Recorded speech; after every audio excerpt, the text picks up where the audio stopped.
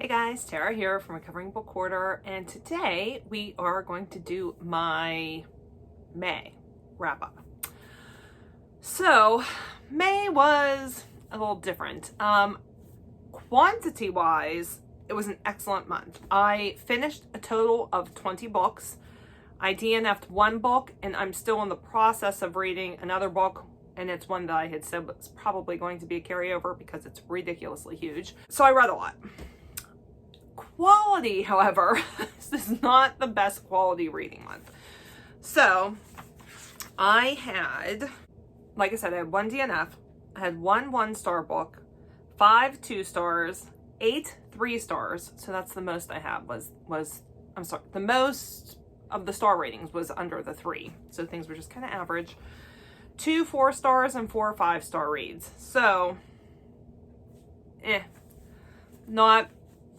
not my favorite reading month. I will not look back at this one overly fondly, although there is one book that we read that is a new favorite, and that was one my daughter and I read. So I'm going to go through this in the order of how my TBR was, with the exception of I'm going to just real quick touch on the ones that Cassie and I read together, because we did a full video on these. We did a wrap up, Cass and I. Each month we do a wrap up and then pick the stuff we're doing for the following month. So for school, we had read Island of the Blue Dolphins by Scott Odell, and this was unfortunately a 1-star read for both of us. She wanted to give it a half a star. I told her she had to give it some kind of full star rating. We really did not enjoy it at all. It was pretty depressing, and I mean, on the plus side, our main character is really strong and resilient, but on a level of enjoyment, we did not enjoy it at all. Then we also read The Toothpaste Millionaire by Jean Merrill, and Cassie gave this one a 5-star.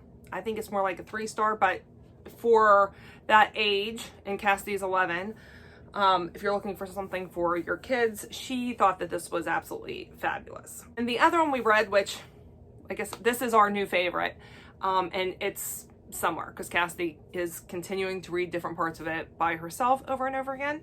So I'll just put it right here, and that is Amari and the Night Brothers. And we loved this book. It was very Harry Potter reminiscent. If you like the Nevermore series, very much like Nevermore vibes. It was just so good, and we cannot wait for the rest of them to come out. It was 5-star. Can't recommend it enough. So good. Okay, now moving into my actual TBR for the month. So the first one we had was a memoir, biography, or creative nonfiction, and for that I went with Reality Land: True Life Adventures at Walt Disney World by David Koenig. Now, here's the other thing I guess you could say about this month is a lot of the books I read were not what I thought they were going to be, and I think that lent to me not enjoying them because I thought they were going to be something else. This is one of those.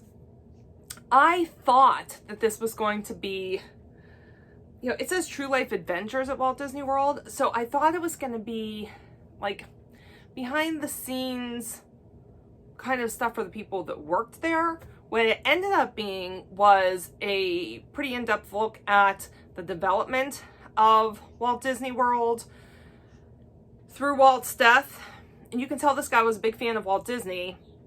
Post Walt, though, he's definitely not been a fan of the people that have been running Disney. And by the end, I'm like, this guy doesn't like Disney at all. So it was not what I thought it was going to be. It was okay. I've read a lot of other stuff that has this information in it already. There were 2 chapters that were kind of close to what I thought that it was actually going to be. What I did learn from this is to never go to Disney World the year that a new park opens, and to never ride a new ride kind of anywhere, not just at Disney, but anywhere that has a brand new ride. Never ride it the first year. Those are my big takeaways from this. But really, if you love Disney, I wouldn't recommend this because I don't think this guy is a real big Disney fan anymore. Like I said, he liked Walt Disney, but really seemed to not be a big fan of much that has happened post Walt Disney. Then I got a randomized 2021. So that's, I randomized got a random number for all of the books I had purchased in 2021. And for that, wound up with Youre, Engels is Ruining My Life by Shelley Tuga. This was a 3-star read. It's kind of a coming of age. This family moves to Laura Engels, her hometown, and they're a pretty transient family. Like, the mom's an author, and whenever she gets the urge, they move. So they move a lot. This girl has a really hard time making friends because she knows she's not going to get to keep them. She's had to make friends in several new schools. She does have a twin brother, and for the first time, they're kind of pulled in opposite directions. And I think I enjoyed the second half of this book more than I did the first half. Like, based on the first half, I probably would have given it 2 stars. Second half is what bumped it up to 3 stars. Yeah, it was all right. Like, it was 3. It was a 3-star. It was fine. Just nothing like, I'm definitely never going to read it again. And I'm not going to keep it. I'll be unhauling that. Okay, then I got a specific author, and for that, the author that was chosen was Roald Dahl. So we read Matilda, and this was fun. I liked Matilda. This was actually one of my first reads, I think, in the month. And it's got 3 stars. This was probably be more like 3.5 stars. It was, like I said, it was an easy read. As the narrator, I have Christopher Lee in my head as the narrator. Christopher Lee has been narrating a lot of books in my head, actually, lately. So that kind of made it more fun. And yeah, I mean, it's Matilda. It was good. I think I actually prefer the book to the movie. So I liked it. That was my first Roald Dahl book experience, and I definitely want to read more from him. All right, then I got the prompt for a book that was published 10 or more years ago. This is another one of the books that I thought was going to be something completely different than it was. And I don't know if it was because what I thought it was going to be was so different than what it actually was, but this is my DNF, and that is Jerusalem Vigil by Bodhi and Brock Thowing. This is the first in the Zion Legacy series, and I had been told by a friend that this was actually like a biblical retelling of Christ's life. That is not at all what this is. This actually takes place in, like, I think in 1948, and it's when Jerusalem comes into its freedom, and it's about war. I could not get into it. I gave it like 2.5 chapters, and then I gave up. I didn't like it. I'm gonna unhaul this. I'm gonna give it to someone else that I think might enjoy it, and hopefully they like it more than I did. And of course, I had the whole trilogy, so I'm unhauling the entire thing. No interest. I have to say though, it gets great reviews on Goodreads, so don't let that deter you. It just wasn't for me. Right, then Cassidy got to pick a book for me, and she chose Once Upon a River by Diane Setterfield. And she is the author that wrote The 13th Tale, which was one of my top books from last year. And I really loved this book. It is definitely literary fiction. It's very literary. So if you don't like literary fiction, you're probably not going to love this.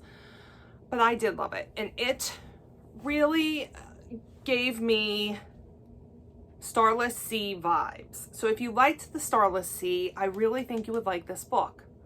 If you didn't like the Starless Sea, you're probably not going to like this. And the Starless Sea was my top read for last year. So I thought that this was great. It was so atmospheric, and I could really picture everything. I really was drawn to a lot of the characters. So much description, but like good description, because some things can be overly descriptive that I just don't care. But this one, I really loved it. So this was a 5-star read, and I think it was fantastic. All right, then we picked from the TBR jar, and the first book I had gotten from there was Matilda. So that's why I ended up going with Matilda for the Roald Dahl. So I picked again. And that time I got A Mother's Garden of Prayer by Sarah Maddox and Patty Webb. And it was fine. I did not love it. I ended up giving it 2 stars. I honestly think this is geared more towards mothers that have grown children. So, I mean, it's so short. It's like 94 pages, not even 94 pages. Yeah, 95 pages. So just a brief little thing, but I really didn't like it. I've read other books about prayer for my child that I liked a lot more than that one. All right, then for my 21 books in 2021 project, my wheel, Ascension of Larks, came up. This is by Rachel Linden, and I gave this 3 stars, but I had some issues with this. This is promoted as Christian fiction. And listen, you've seen what I read. I read a huge variety of stuff. I don't only read Christian. I read a lot of secular. So the issue is not that I have a problem with secular books. The issue is, if it's advertised as Christian fiction, then I expect to read Christian fiction. If I would never guess that that's what this was supposed to be. There was not one mention of Jesus. They didn't talk about the Bible at all. They did a Native American beckoning ceremony, which is not something related to Christianity at all. And in one point, they insinuated that I think it was a porpoise or a whale or something, was like the spirit of their dead father back to let them know he was saved. It just was so far from Christianity that I'm like, I don't get it.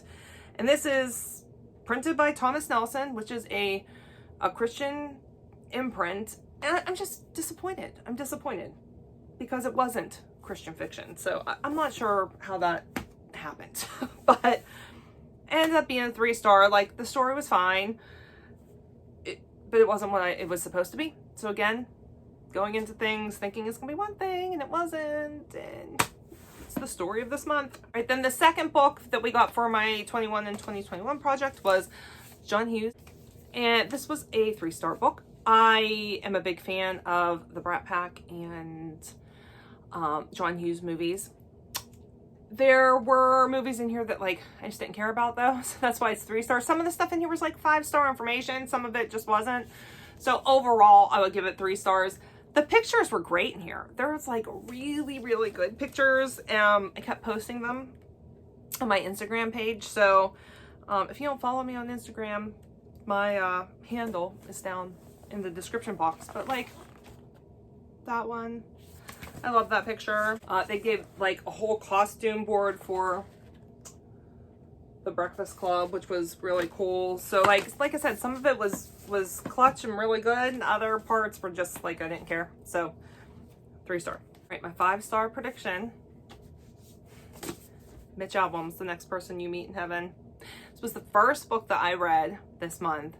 I read it in a couple of hours, and it was a 5-star. It was so good. I cried so hard. I would put it right up there with the first one. The first one is one of my favorite books ever, and this one was just so good. I love Mitch Albom so much, and it was beautiful. It was a beautiful continuation of the story. It was a continuation I didn't even know that I needed, but apparently I did. So good. Highly recommend. You need to read the first one first. So if you have not read The 5 People You Meet in Heaven, you need to do that before you read this one. So go pick that one up. It's another really quick read. Then you can read this one. It's wonderful. That one also was for the Unread shelf project that I'm doing this year, and that fit the prompt of bought as a new release. Then the bonus prompt for that was recommended by a friend. So for that, I had this book that's been sitting on my shelf forever that was recommended by my friend Jackie. And that was called Because You're Mine by Ray Frey. And this was a 2-star read. Again, I was really disappointed. It was a quick read. I don't want to say it was a quick read. It was an easy read. But like it says, a shocker of an ending you won't see coming. I did see the ending coming. I had this figured out like less than halfway through the book. And even though I had it figured out, I kept saying to myself, there's just, nah, that can't be what's going to happen. It did happen, okay? The problem is the last chapter is what took it down to 2 stars for me, because this book is being narrated by several different people. including the person that does the last chapter. So you are in this person's head. So you would have a much more accurate understanding of what was happening than what they tried to present was happening in her head in the last chapter. So I just didn't buy it. I didn't buy it.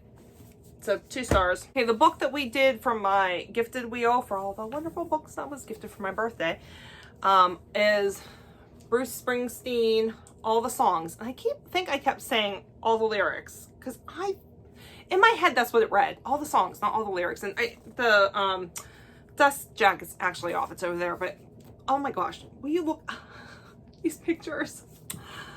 Oh, Bruce Springsteen. He was just, listen, I don't love the way he looks now. But man, he was just a beautiful, beautiful specimen of man. Back in his day in the 70s and 80s, even a little bit of the 90s. So this is another book that was not exactly what I thought it was going to be. Because like I said, I read this as all the lyrics, not all the songs. So I thought it was going to be the story of all the lyrics, and I thought the lyrics were going to be printed in here as well. They are not. So it is the story of the making of all of the albums, and then of each of the songs, but I have to look up the lyrics separately on my phone. So what I'm doing with this is I am reading this, and I have the lyrics up, plus I have the album up, and I'm listening and reading through while I'm reading the book. So it's taken me a really long time to get through this. I'm like, you can see where I am here. Here's my bookmark. Not very far. I am just about to start the Born in the USA album, but this is like 670 pages, this book. It's huge. The writing's really little. The pictures in this are amazing. The pictures alone make this book worth the price that I paid for it.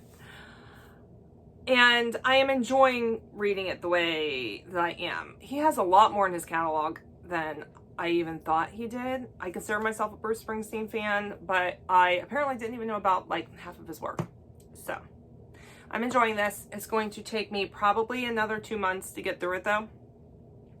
This is like going to be my summer book. I'm going to be reading it all summer. So that is still in process.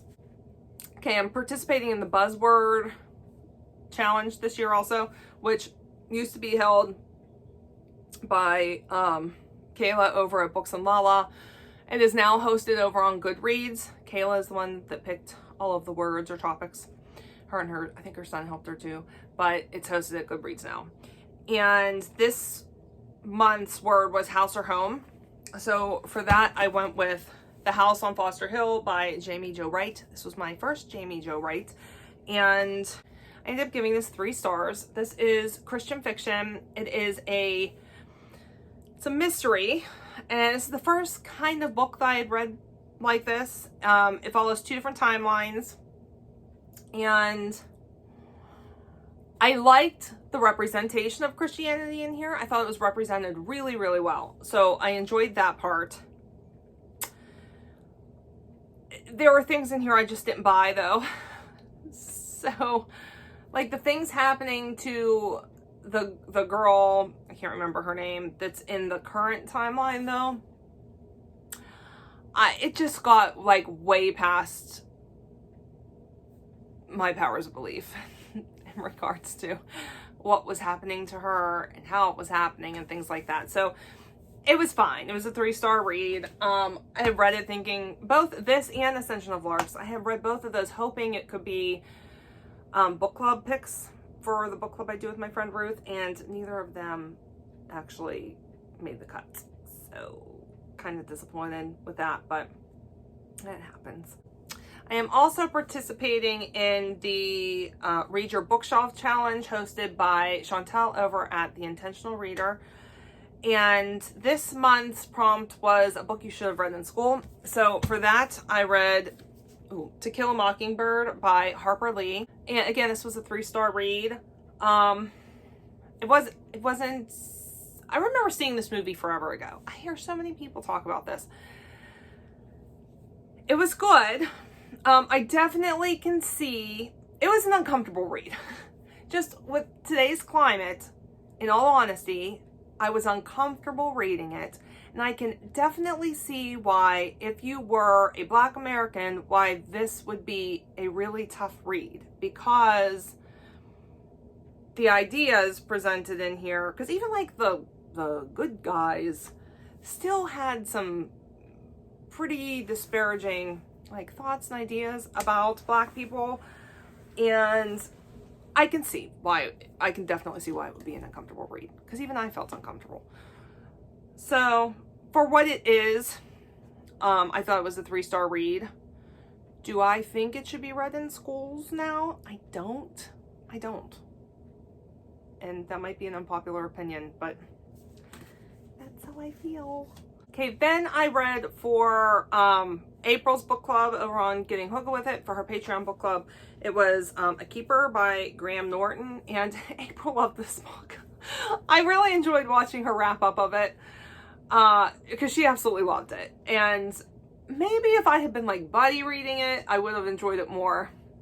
As it was, it ended up being a 2-star for me. Like, it was okay. I think it just really had Misery vibes for me. It gave me a lot of Misery vibes. Now, I DNF'd Misery, so it was definitely better than Misery because I didn't DNF it, and I gave it 2 stars. But it just didn't do it for me. I just didn't. It was not one of my favorites. So yeah, that's how I felt about A Keeper. And then for Krista's book club, for her Patreon book club, Chris over at Books and GMs, we read The Garden of Small Beginnings by Abby Wexman. And Krista wraps this up really nicely over on Patreon, and everything she said I totally agreed with.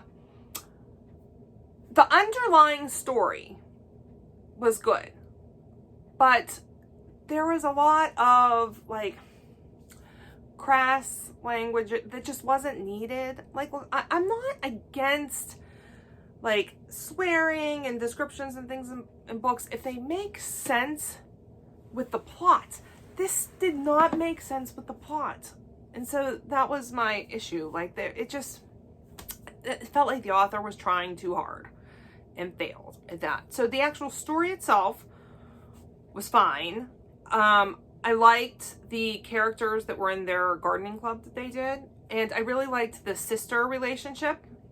I didn't care for the children in the story. The mother in the story was just, you don't see her much, but she's pretty bad. She's pretty bad. Like the mother of the adult children.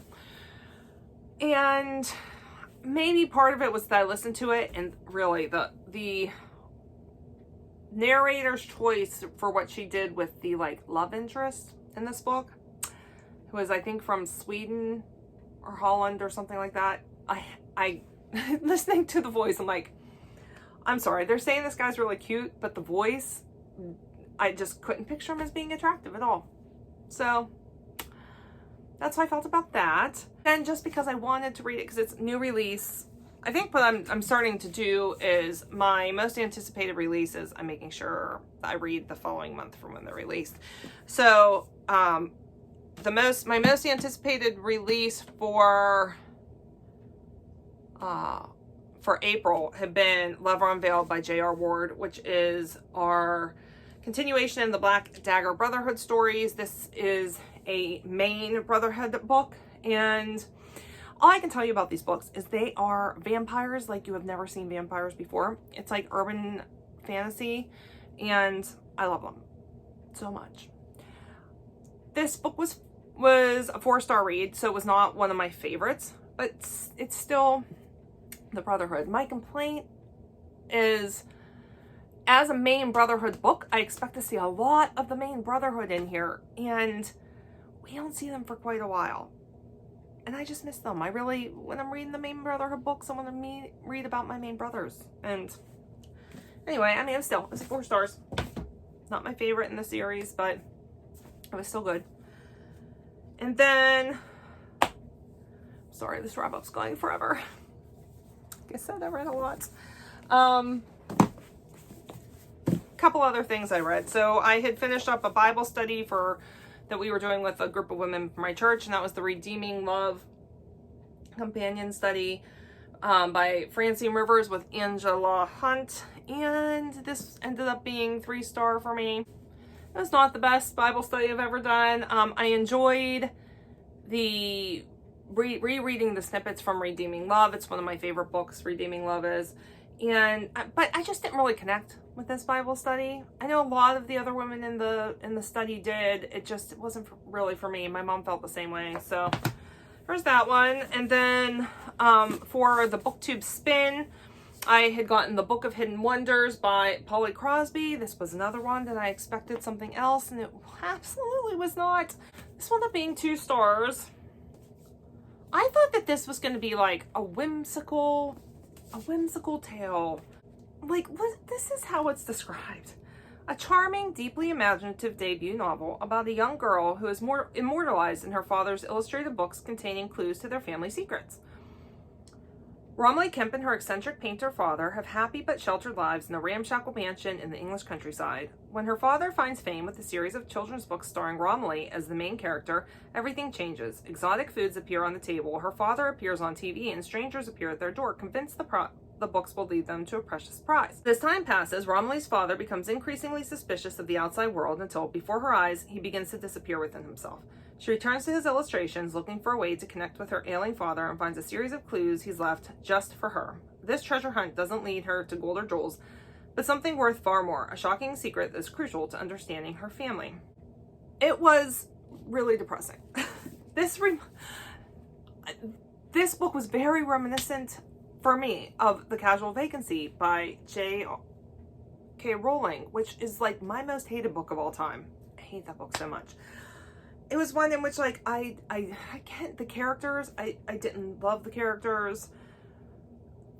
There were parts of this that turned my stomach, literally turned my stomach. There was, I don't even want, I mean, if you want to read it, like, I don't want to spoil it, but there's like a lot of mental health issues in here. Several, like, I would say trigger warnings for suicide, suicidal ideation. Lots of like mental health stuff that I didn't expect, and it was a depressing book. It was a depressing book. Not at all what I thought it was going to be, and I am not the only one that felt that way. When I was done, I was like, I feel like I need to read these reviews, because I was like, what did I just read? What did I just read? And a lot of the reviews agreed with me and said exactly what I was thinking there. So I'm not the only one that felt that this was misadvertised. All right. Last one, The 5 Love Languages by Gary Chapman, The Secret to Love That Lasts. And this was a 4-star book. I really think this is good. I think this is good for anybody, because in friendships, not just in your marriage, but also in friendships, relationships with your children, relationships with your parents, everything. Everybody speaks a different love language, and if we don't understand what that person's love language is and don't speak it to them, no matter what we do, they're not going to actually feel that love from us, even if we think that we're showing them in the best way possible. We need to speak their language.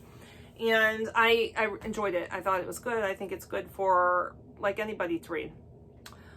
So that's it. That was my May. Like I said, not the best. Great in quantity, not in quality. So it is what it is. I have faith that June is going to be much better, because we are into June and I have started books already, and I like each one I'm reading so far I think is going to be 5 stars. I've started several, so we'll see. Hopefully. Here's hoping. All right, guys, if you like this video, don't forget to give it a thumbs up. If you want to see more from me, don't forget to hit that subscribe button. If you want to find me other places, all of the different places you can find me on the interwebs is down in the description box, and I will catch up with you guys later. Bye.